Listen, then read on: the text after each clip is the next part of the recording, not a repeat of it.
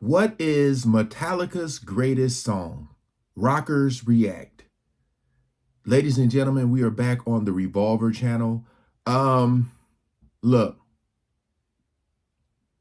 off the top of my, it's been a while since I listened to Metallica. I'm just trying to think like popular versus like best or greatest song. Off the head, as I can remember, maybe like One or Orion. I don't know. Please comment below. Remember, greatest, not most popular. It could be different. I mean, those two have different meanings. Y'all know that. But we ain't gonna waste no more time. I'll leave the link to their channel in the description. Let's jump right into it. Oh man. Oh my gosh, what? That is greatest Metallica song ever written.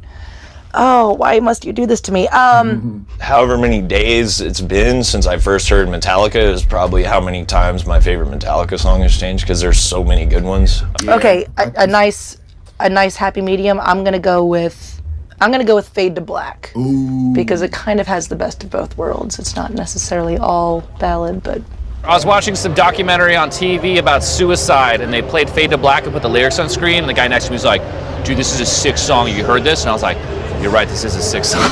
And then I checked it out right after. I mean, Fade to Black is definitely one of my favorite. I don't know if I want to go. It's just for me, I have like a lot. My Metallica favorite songs, they kind of cycle in and out. Harvester of Sorrow is a standout. Creeping Death. It's hard to go wrong, really. I still like their cover of So What. There's just so much. Kill 'Em All was a favorite. Loved it. Wore it out on cassette. For Whom the Bell Tolls, Fade to Black are next to each other. I think For Whom the Bell Tolls is probably my favorite. He's really getting up there. Also, it's just like For Whom the Bell Tolls, it's like awesome. it's like a Hemingway reference. It's the first time he had like delay on his voice. There's just so many sick things. Like the chords are all open and hang. It's kind of like more like just a rock song to me. My favorite Metallica song, I guess it was featured on a compilation record. It might have been a Metal Massacre. I don't remember, but it was Creeping Death. That's my favorite Metallica song, man. It's I'm trying to remember. Heaving masterpiece, man. Anthemic. Also, Creeping Death. I'm actually a Ride the Lightning guy. I know that Master of Puppets is like, but just emotionally. Yeah. Just the change. But Fade to Black has just as big of a left field change. They're the kings of that. God. Dang. Fade to Black. Master of Puppets.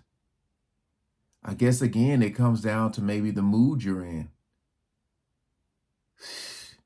I mean, they would know for sure, because it's what they do for a living. Writing and instrument. Whole ending, Die by My Hand. Jeez. Huge song with a pummeling riff. Master of Puppets was a great one too. Yeah. Master of Puppets is a masterpiece No pun of intended. an album and song. If I had to share what I think the greatest Metallica song is, it would be probably Master of Puppets. If you're trying to explain to someone why Metallica is a brilliant band, that song encapsulates every cool element of Metallica and everything that made them groundbreaking and better than everybody else. Great point. Back in the day. I just feel like Master of Puppets is like the heavier side of Metallica. That's their heavy masterpiece. I'm sure a lot of people would say One to that, which I can't exactly argue with. Well, when they came out with that one number, that really, really took it, right? It's the first time they really made a video, wasn't it? Mm-hmm. That's what got my attention. They kind of joined the, I don't want to say mainstream world, but they made a video. Yeah, it was still one of the greatest songs, I think.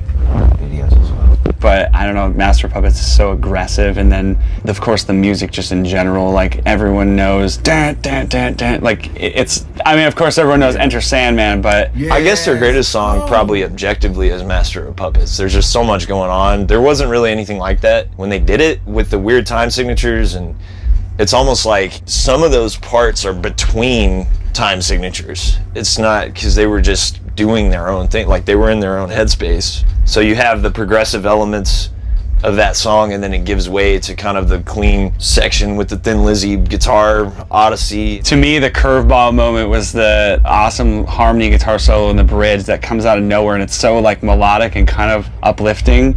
Really complemented the rest of the songs. You know, after that, it's like one of their heaviest moments they've ever done. I mean, that James's vocals on that album are so fucking good too, man. Yeah, Killer vocals too.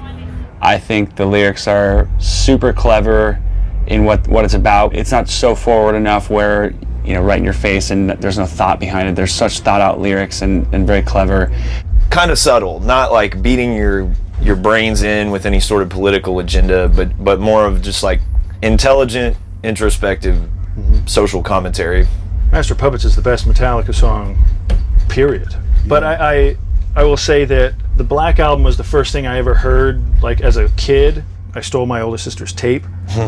So that was the first thing I ever heard that I was like, oh, this is like my music. This isn't like my fucking sister's music, whoever. I'm going to be the a-hole that, you know, says the thing that no one wants to hear, that it was on the Black Album, because as a fifth grader, hearing like, really that was my introduction to Metallica, and really most like metal, that was like it.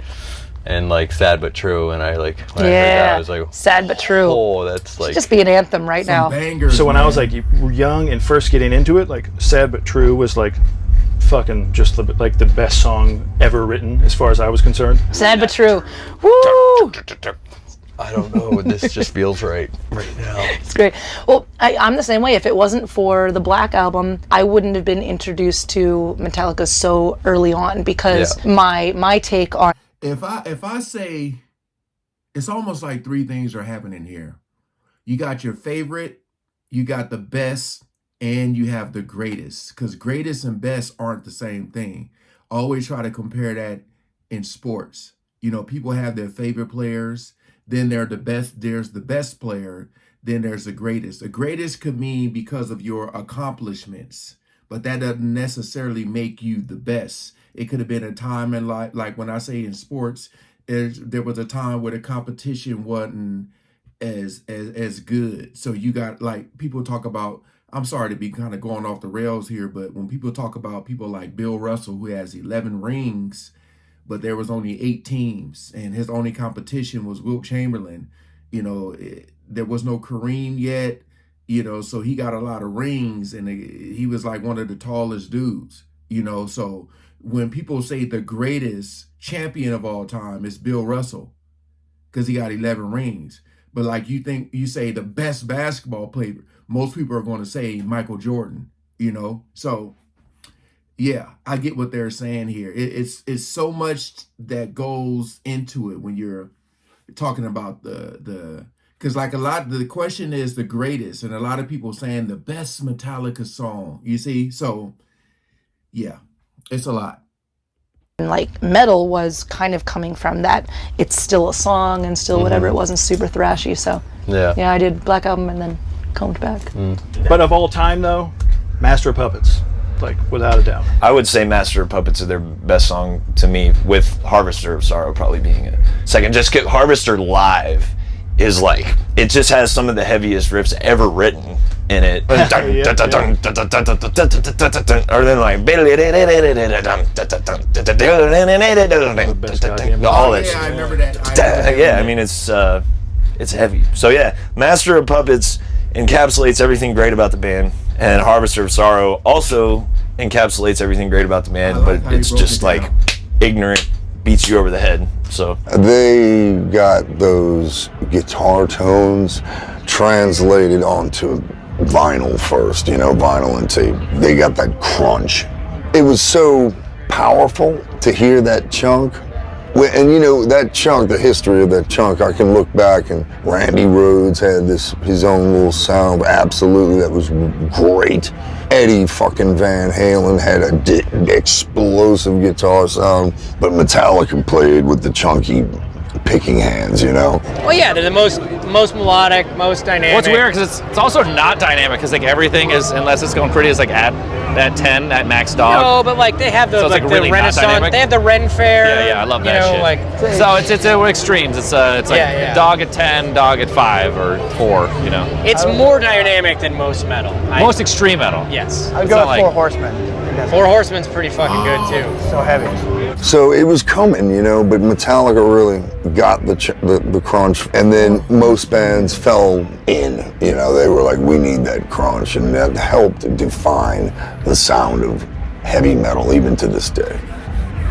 Dude, I gotta share a story about seeing Metallica for the first time. I was 15, and me and my dipshit buddies went to St. Louis to see Metallica, and me and one of my friends were on the floor, and when they played Master of Puppets, I was like skinny as hell when I was 15, so I weighed like 130 pounds or something. They started playing Master of Puppets, and I just looked at these two big monsters next to me and did that. It threw me up, and I was up for the entirety of Master of Puppets, and I went back and forward and sideways, and at one point I got right up by the stage, and here I am 15 of just a sea of hands, like never once risked breaking through the crowd, and I caught James Hetfield's eye and I pointed at him, and he did that to me, and here we are. Cool story, brother. Yeah, man. I would like to see y'all comments. I guess it could. They have so many. You know, they explained this really good with the riffs and stuff, and so many good ones. You could today it could be one song, tomorrow, or hell, even an hour later it could be something else. If you just sat here and listened to one of their albums or a few of their albums, you probably keep changing your mind. To me, it's like it's the music, the lyrics, the message all involved, you know. But yeah, comment below. Appreciate you guys coming over, man. Peace out.